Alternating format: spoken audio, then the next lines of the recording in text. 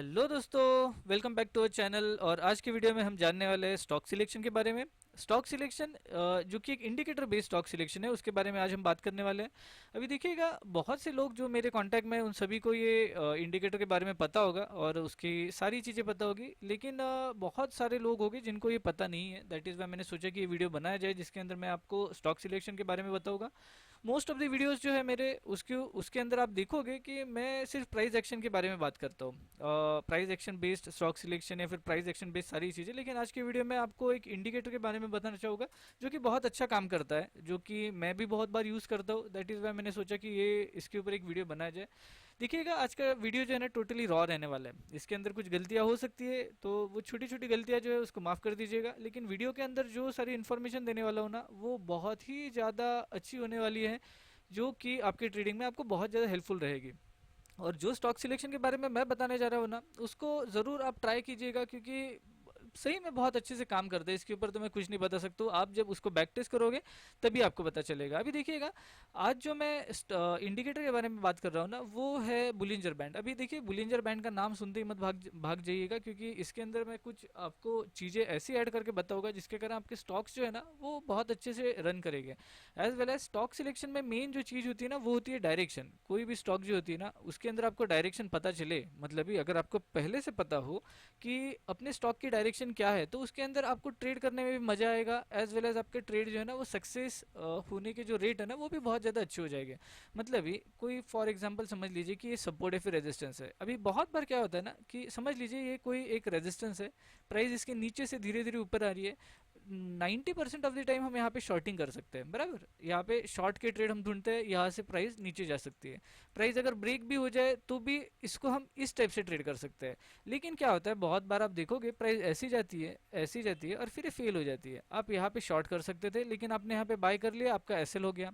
कभी कभार क्या होता है, प्राइस ऐसी जाती है, यहाँ से शॉर्टिंग की अपॉर्चुनिटी दिखाता है, लेकिन ये ऐसी ब्रेक हो जाती है और प्राइस यहाँ से ऊपर भाग जाती है। तो इस टाइप में भी क्या होता है कि यहाँ पे हमने शॉर्टिंग किया है लेकिन अपना एसएल हो गया। यहाँ पे अगर हम बाइंग करते तो काफ़ी अच्छा ट्रेड होता है। तो ये जो सारी चीज़ें होती है ना, ये तो एंट्री मेथड्स में कवर हो जाती है, बराबर।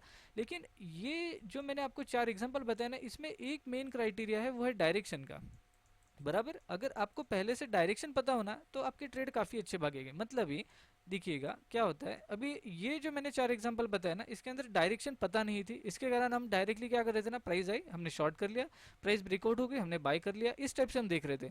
लेकिन कब फेल्ड ब्रेकआउट होने वाला है और कब जो हमारा स्टॉक है वो फेल्ड ब्रेकआउट ना करते हुए डायरेक्टली हमारे डायरेक्शन में भागने वाला है, इसके बारे में अगर हमें पहले से पता होना तो हमारे ट्रेड जो है उनकी सक्सेस रेट बहुत ज़्यादा बढ़ जाती है। सिंपल सी चीज़ है। क्यों? क्योंकि प्राइस अगर नीचे से ऊपर आ रहा है और मुझे पता है कि भाई यहाँ से ये घूमने वाला नहीं है, तो मैं इसके अंदर सिर्फ बाइंग का ही ट्रेड ढूंढूंगा। मतलब ये प्राइस यहाँ पे आएगी, रुकेगी, जब भी मुझे बाइंग की अपॉर्चुनिटी मिलेगी तब मैं यहाँ पे बाय कर लूंगा, मेरा ऐसे लगा लूंगा और प्राइस को ऊपर जाने दूंगा। लेकिन अगर यहाँ पे आने के बाद मुझे अगर ये सेलिंग की अपॉर्चुनिटी दे रहा है तो मैं सेल नहीं करूंगा। क्यों? क्योंकि मुझे पहले से ही पता है कि मुझे इसके अंदर बाय करना है। इसी कारण क्या होता है कि हमारे जो एसएल होने के चांसेस है ना, ये बहुत ज़्यादा कम हो जाते हैं, क्योंकि हमको पहले से ही डायरेक्शन पता है। सिंपल। अगर हमको पता है कि स्टॉक में सेलिंग करना है और स्टॉक अगर यहाँ पे आके बाइंग की अपॉर्चुनिटी दे रहा है, तो हम बाय नहीं करेंगे। क्यों? क्योंकि हमको इसके अंदर सेल करना है। अगर ये जो बाइंग की अपॉर्चुनिटी यहाँ पे फेल हो जाती है और अगर हमको सेल की अपॉर्चुनिटी दिखती है, तब हम सेल कर सकते हैं। मतलब ये अगर ये ब्रेकआउट हो जाता है तो हम सेल करेंगे, या फिर नीचे से आके अगर ये बाय के साइड की डायरेक्शन है और ये ब्रेकआउट फेल हो जाता है तब हम सेल कर सकते हैं। ये जो चीज़ है इसके अंदर कंफ्यूज मत होइएगा, क्योंकि ये जो चीज़ है ना, इसको और क्लैरिफाई करूंगा मैं जब आपको मैं चार्ट्स के ऊपर लेके जाऊंगा। अभी के लिए सिंपली ये चीज़ जान लीजिए। क्या होता है कि कोई भी इंपॉर्टेंट लेवल पे जब भी प्राइस जाती है ना, तब अगर हमको एडवांस में पता हो कि इसके अंदर हमको बाय करना है या सेल करना है, तो हमारे ट्रेड काफ़ी अच्छे और काफ़ी सक्सेसफुल होते हैं। ये बात ध्यान में रखिएगा। हमारे इंपॉर्टेंट लेवल पे गए, अगर हमको पता है कि यहाँ से हमको बाय करना है, तो हम यहाँ पे सेलिंग की ट्रेड ढूंढेंगे ही नहीं। अगर प्राइस नीचे गिर जाती है तो इसको हम जाने देंगे, लेकिन अगर हमको यहाँ पे बाइंग की अपॉर्चुनिटी मिलती है तो ही हम बाय करेंगे। अगर प्राइस ये लेवल पे आ रही है और हमको पता है कि यहाँ पे सिर्फ हमको सेल करना है और अगर ये बाइंग की अपॉर्चुनिटी दे रहा है तो हम नहीं करेंगे, और अगर हमको सेलिंग की अपॉर्चुनिटी दे रहा है तो हम सिर्फ सेल करेंगे। तो एडवांस में बाय या फिर सेल ये पता होना ये बहुत ज़्यादा इंपॉर्टेंट होता है। और ये आज का जो स्टॉक सिलेक्शन का जो क्राइटेरिया है ना उसके अंदर ये चीज़ मैं आपको क्लियर कर दूंगा। अभी देखिए हम डायरेक्टली आते हैं इंडिकेटर पे। मैं सारी चीज़ें डिलीट कर देता हूँ और ये इंडिकेटर को यूज़ करने के लिए सबसे पहले हम चार्ट्स को डालेंगे डेली में। डेली में डालने के बाद इसके अंदर हम ढूंढेंगे बुलिंजर बैंड। अभी देखिए बुलिंजर बैंड का नाम सुनते ही भाग मत जाइएगा, क्योंकि इसके अंदर जो है ना मैं आपको कुछ चीज़ें इसके अंदर मैं कुछ चीज़ें जो है ना वो अल्टर करके दूंगा, जिसके कारण हमारा जो स्टॉक सिलेक्शन है और थोड़ा परफेक्ट हो जाए। अभी देखिए हमको सिंपली, अगर जिसको बुलिंजर बैंड्स के बारे में पता नहीं है, आप सिंपली इंडिकेटर्स में जाइए और यहाँ पे बी करके आप टाइप करोगे तो यहाँ पे BOLLINGER बैंड्स, बुलिंजर बैंड्स आपको यहाँ मिल जाएगा। इसको ओपन कीजिए। अगर हम देखें तो डिफ़ॉल्ट सेटिंग जो है ना बहुत प्रॉपर काम करती है, बहुत ही प्रॉपर काम करती है, लेकिन इसके अंदर भी कभी कभार ऐसे स्टॉक्स भी आ जाते हैं जो कि हमें नहीं चाहिए। तो इसी के अंदर हम क्या करने वाले हैं ना कि जो डिविएशन है ना इसको हम थोड़ा चेंज कर देंगे। मतलब इसके सेटिंग में जाइए और ये MULT मल्टी दिखाई दे रहा है ना, इसको 2 ना करते हुए 2.5 कर दीजिए। इसके कारण क्या होगा, हमारी बैंड जो है ना, बैंड थोड़ा सा और एक्सटेंड हो जाएगा। मतलब ये जो बैंड है ना ये अगर आप देखोगे तो बढ़ गया। अभी देखिए इसके अंदर एक प्रॉपर स्टॉक सिलेक्शन करने के लिए हम क्या करने वाले हैं। अभी इसके अंदर प्रॉपर स्टॉक सिलेक्शन करने के लिए हम क्या करेंगे, जब भी प्राइस हमारे अपर बैंड के ऊपर क्लोज हो जाता है, अपर बैंड के ऊपर क्लोज हो जाता है, उसके दूसरे दिन हम इसके अंदर सेलिंग की अपॉर्चुनिटी ढूंढेंगे। ये बात ध्यान में रख लीजिए। क्या होगा, कभी भी बुलिंजर बैंड्स में 2 बैंड्स होते हैं, बराबर सिंपल है। एक बैंड इस टाइप से जाएगा और दूसरा बैंड इसके नीचे से जाएगा, बराबर। तो जब भी प्राइस ये बैंड के ऊपर क्लोज हो जाएगी ना, ऊपर क्लोज हो जाएगी, ये बात ध्यान में रखिएगा, जब भी प्राइस इसके ऊपर क्लोज हो जाएगी उसके नेक्स्ट डे हम इसके अंदर सेलिंग की अपॉर्चुनिटी ढूंढने वाले हैं इंट्राडे में। ये बात ध्यान में रखिएगा, इंट्राडे में। आप पोजिशनल में भी ले सकते हो, लेकिन पोजिशनल के लिए इसके अंदर और कुछ कॉन्सेप्ट्स ऐड करने पड़ते हैं जो कि मैं ये वीडियो में नहीं बात करने वाला हूँ। अगर आपको लग रहा है कि मैं पोजिशनल के बारे में भी बात करूँ तो मुझे ज़रूर बताइएगा, मैं नेक्स्ट वीडियो पोजिशनल पे ही डायरेक्टली लाऊंगा। क्योंकि बुलिंजर बैंड्स के थ्रू अगर आपने स्टॉक सिलेक्शन किया तो वो पोजिशनल में भी बहुत प्रॉपर काम करता है। सो अगर आपको पोजिशनल के लिए, मतलब स्विंग ट्रेडिंग के लिए अगर स्टॉक्स चाहिए होंगे और बुलिंजर बैंड्स के थ्रू अगर उसको सिलेक्ट करना हो तो मुझे ज़रूर कमेंट सेक्शन में बताइएगा, मैं उसके ऊपर भी एक डेडिकेटेड वीडियो ला दूंगा।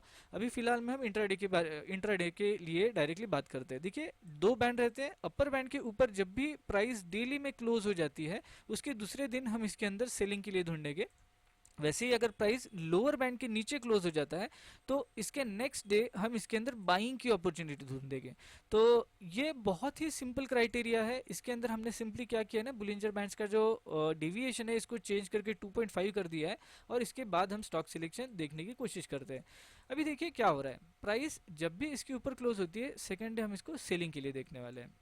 अभी ये दिन तो डायरेक्टली नीचे ओपन हो गया, यहाँ देखिए प्राइस नीचे गई फिर से ऊपर चली गई। और देखते हैं, देखिए यहाँ पे भी अगर आप देखोगे ऊपर क्लोज हो गया, ये थोड़ा सा सेल हुआ है, बहुत ज़्यादा नहीं, लेकिन ये हमारे क्राइटेरिया में बैठता है। ये दिन भी है, ये दिन भी है। अभी देखिए ये दिन में अगर आप देखोगे तो सेलिंग ज़्यादा नहीं हो रही है। अभी ये दिन में सेलिंग नहीं हो रही है, प्राइस ऊपर भाग रही है, ऊपर भाग रही है। अभी ये दिन में क्या होगा ना, मैं आपको बताने की कोशिश करता हूँ। देखिए मैंने आपको स्टार्टिंग में एक बात समझाई थी।